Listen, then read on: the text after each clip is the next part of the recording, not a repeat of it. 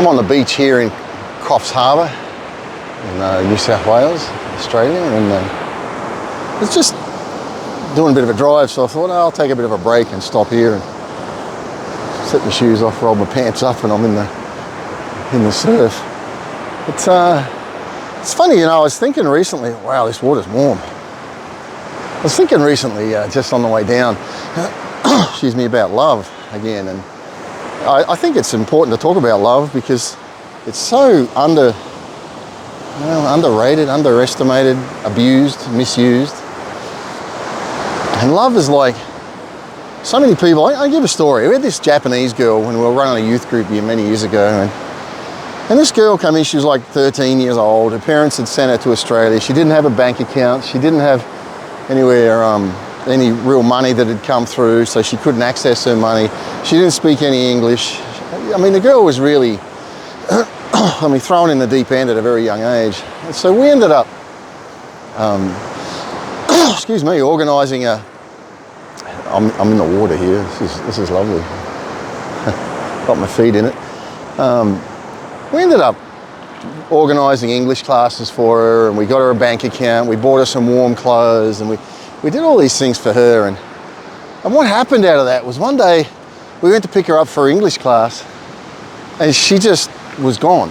She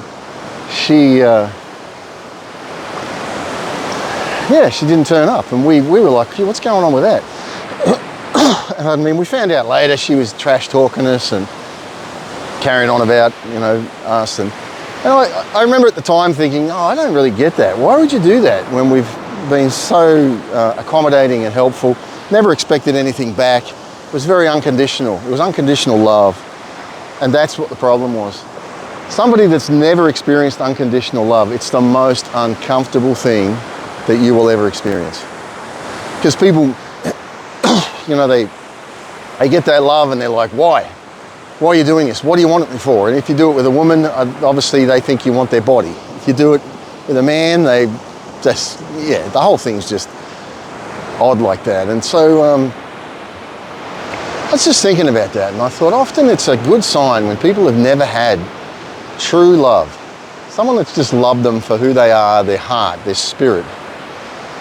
It's very confronting, and so they'll see problems with you. You're this, you're that, but if they really get honest, they're on the run.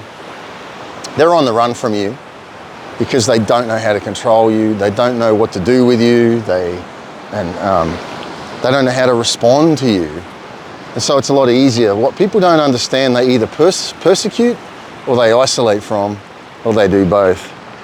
And so I was just thinking about that. I thought, you know, as I've had opportunities here to just love people, just be, you know, not in a sexual way, I'm talking about just a pure way. There's been some folks that have really just pulled away in like, wow, why is this guy doing this for me?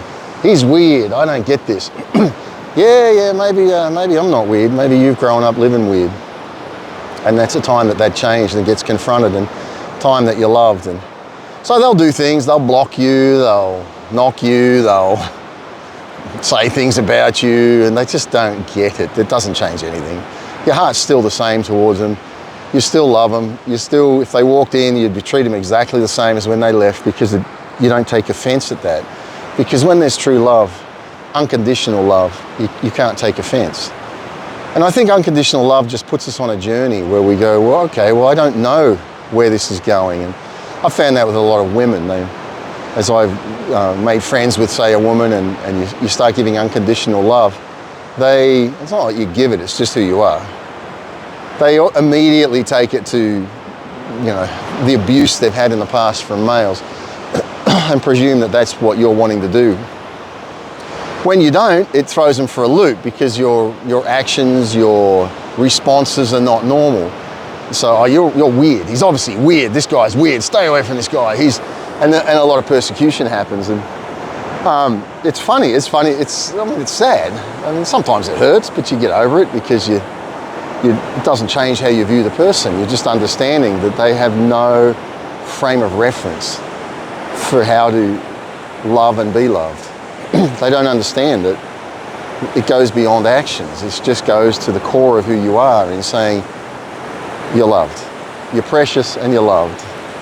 Now, some people, their actions can be so violent or yuck that you can't be near them, but it still doesn't change the love, does it? So I was just looking at that and just thinking about God and his love for us. And, you know, he does so much for us. And I hate you, God. I don't believe in God. I don't. And it's funny, when you've never experienced unconditional love, you're probably not going to believe in God, because love goes beyond the head and belief is just in your head. I believe in God because he does these things for me. Well, that's not really meeting God, is it? Whereas when I come to God, sorry, I have to keep pulling my trouser legs up. When I come to God and, well, when God comes to me and I feel his love, and it's very unsettling, because how do I respond to that? What do I give you in return for that, God? And we may not even see it as that, but suddenly we start to feel self-worth. We start to feel like somebody cares for us. We start to feel like a prayer was answered. And, you know, I was with someone at one time that was saying, oh, I prayed, I don't know what it was to do, I just said something and I got an answer. It's like, yeah, there you go. Unconditional love. See, the answer doesn't come with what you deserve. It comes because you're beautiful, you're loved. And so, yeah, I got people around my life, and some of them I'm watching as they're trying to outrun love. And yeah, good luck with that. They make the choice. They can disappear. They can go and rage against it. Like this Japanese girl, say things that are inappropriate, call you names, whatever she did, I don't even know, didn't care to know. But I know she was touched by love. And maybe you've not been touched by love, and maybe you have. I think we fall into that trap of thinking love is an action. And you know what too, I think a lot of people have had fear and insecurity, and in that we control our world.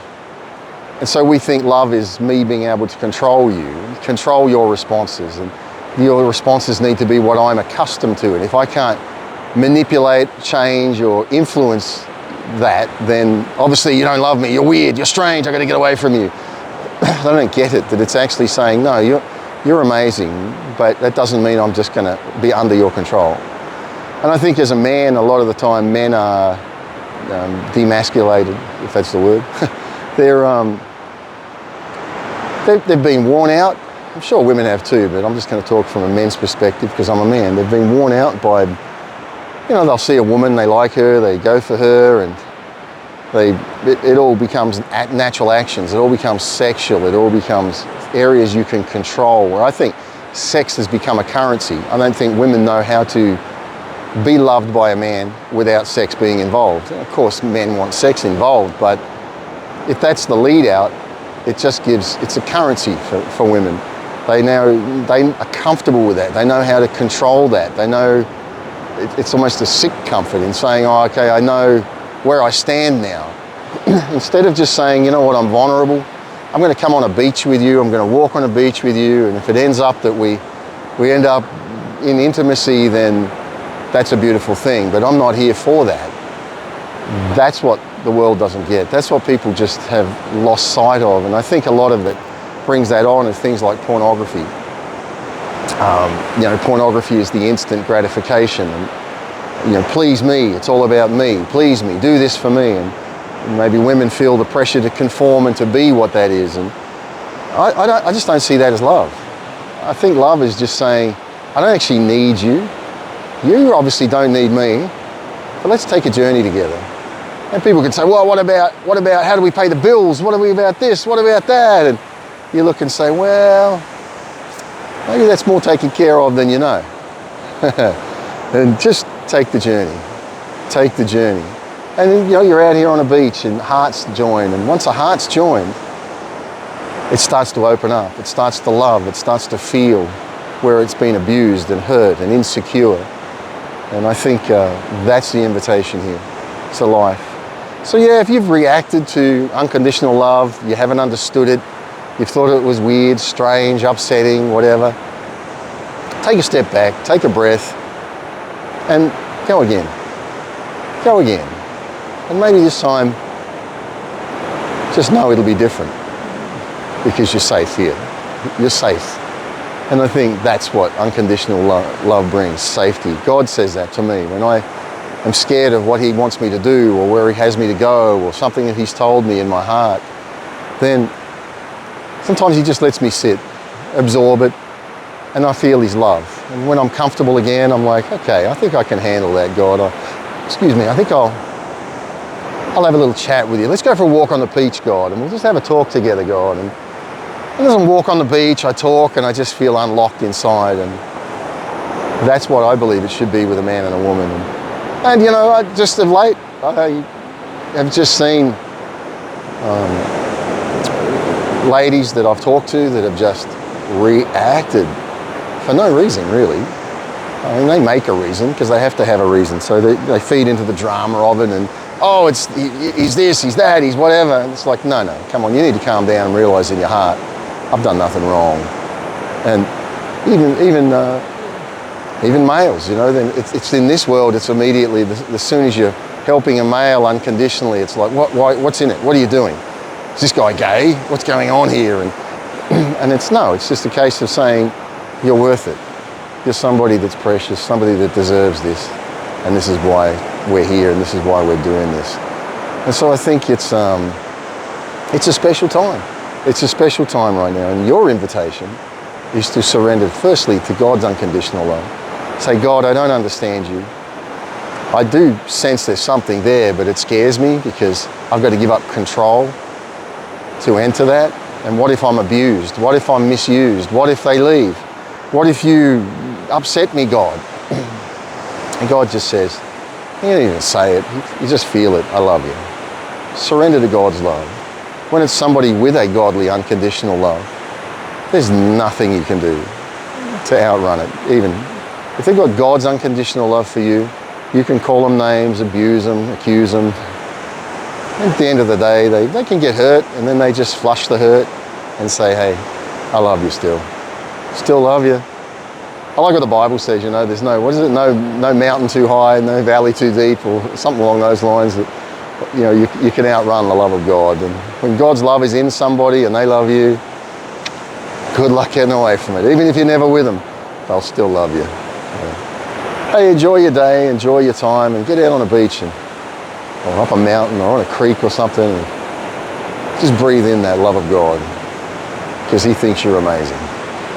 So do I. I don't even know all of you, but you must be if you got this far in the video. God bless.